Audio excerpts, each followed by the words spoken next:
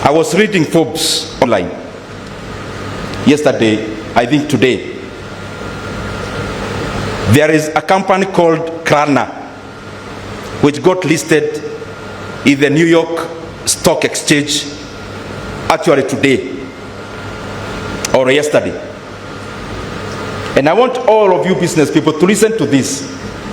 Forget about all the other things I talked about.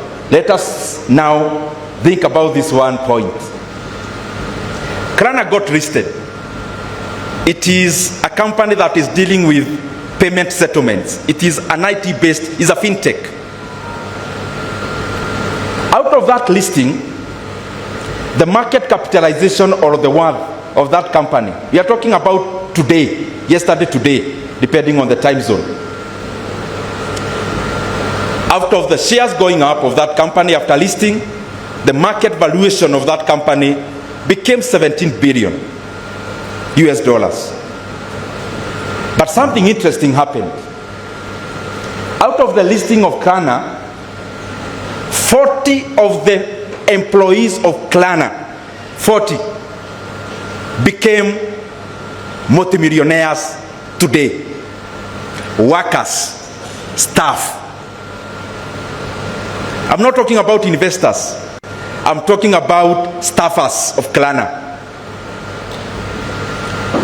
There is a company called Ndindi, which is producing chips for AI.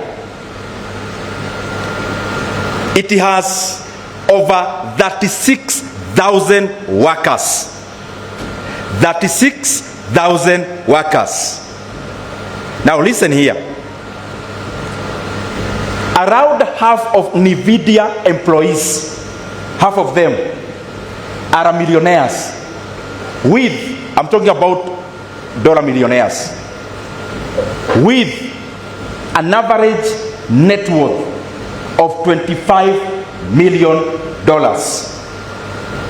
$25 million at our exchange rate is around 3 billion Kenya shillings.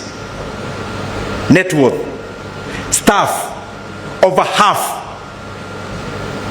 of the 36,000 Ndindi workers. The company called Microsoft had its 30th employee called Steve Ballmer.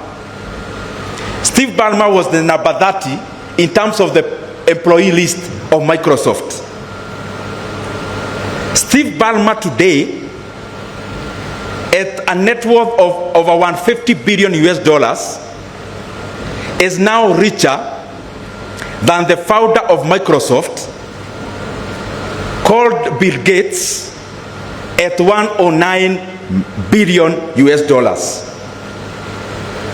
Underline that in my three statements or examples, I could give many, but on that three, from Krana that got listed just today, to Ndindi, which now has a market cap of over 4.2 trillion US dollars, it has the highest market cap in the entire world.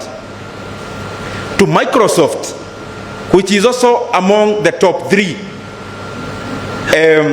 in terms of market cap in the world, underline one thing, that staff are millionaires, staff are billionaires.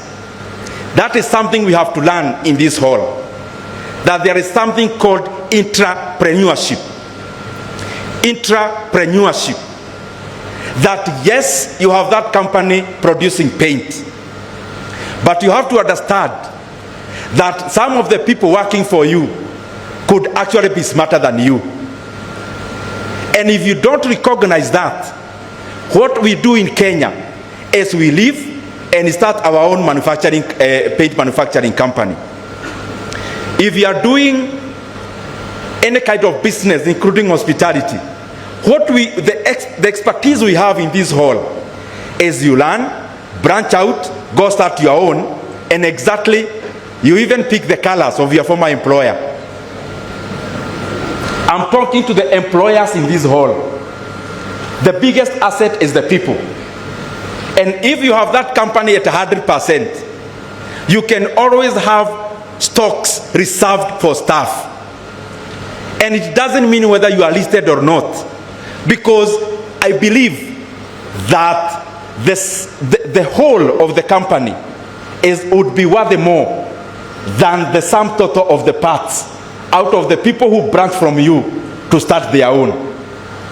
And instead of letting that person, if you are doing manufacturing of, let's say, flour mill, unga, or you are doing manufacturing of fertilizer or anything else, that person will leave.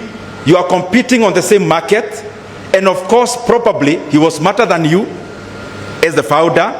Why can't we cultivate an idea or a tradition or a culture where we do not just pay our best employees in terms of money, but we actually open up our companies to be owned by our staff also, so that as we grow, they grow. As they come to work, they are not coming to work for you.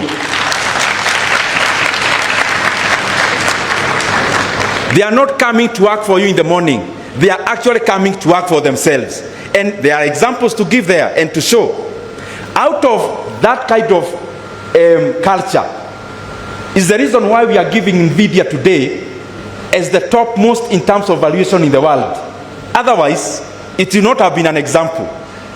And I don't think it is pure coincidence that a company that is valued most in the world in terms of market capitalization, that half of their staff are millionaires, worthy more than $25 million.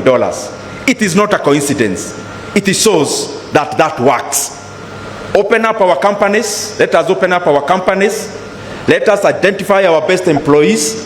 Let us also continue and start off giving them stakes, because you'd rather have your stake decimated to 45%, worth more like Microsoft, instead of starting a small minute thing where you hold by yourself, you only pay your employees, they get ideas from you, they go start their own.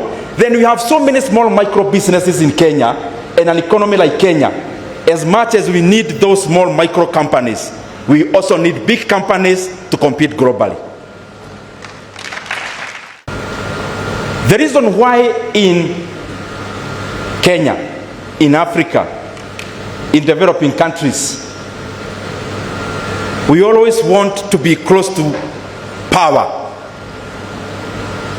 That a young man in Africa would rather join politics. Of course, we all know it's because of proximity to also resources. Because our economies run on patronage. That for you to get this, you know, to know this, you have to know this. For you to proceed to this level, you have to know this kind of a person. It's not a very good thing. But that is not the point I want to drive home. The point I'm driving home is that the reason why we look for shortcuts in developing countries could probably be at what do we actually call wealth. What is wealth? When you are looking for money, what are we looking for? And I call upon all the entrepreneurs in this hall that the money we are making from tonight, it stops being possessions and it starts being capital. Once you start looking at the money you have as capital, you become innovative and greed subsides. And the money we make, all the people in this hall, business owners, you've already made enough money now to live off and to live well. But we have to go higher. And I want to give the example of Nigerian billionaires. There are people in this hall who do trading. There are people in this hall who do imports from China and elsewhere. There are people in this hall who come in between. I want to use diplomatic words. You take something here, whatever it is, to sell to this other person, you make your margin in between. I don't want to say about being a broker. That's not what I'm saying, because I want to be nice to everyone here.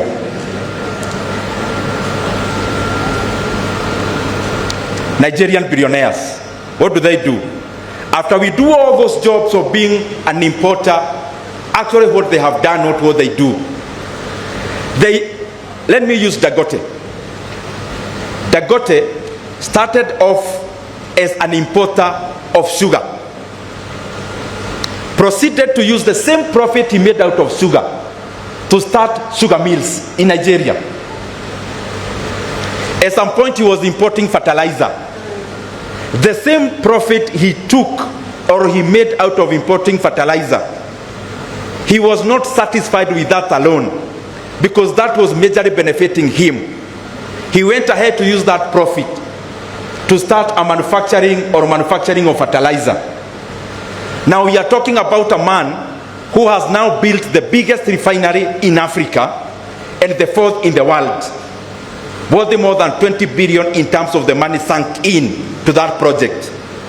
That is the kind of mentality we must cultivate, that we do not become obsessed by only owning for owning's sake, that we just want to make money to own things. We must make our money also be the driver of the economy by also deploying our capital into areas that whereas they are making us more money, the monies are also helping our economy. Because when we create a virtuous cycle, when we do well as business people, and our capital helps our economy to do even better, then the wholesome of our businesses even do, or they are catapulted to even perform even better. And that is what I beseech all of us here, that even as we do business, we look for profit, we change our mentality about what profit is. Instead of being a possession, let us use it as new capital to be deployed into new areas. Thank you very much. May God bless you.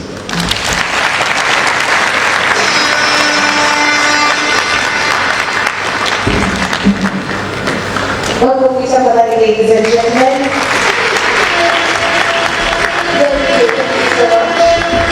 let's give him another warm round of applause. And for that standing note, please don't sit. The rest of you, let's please stand up.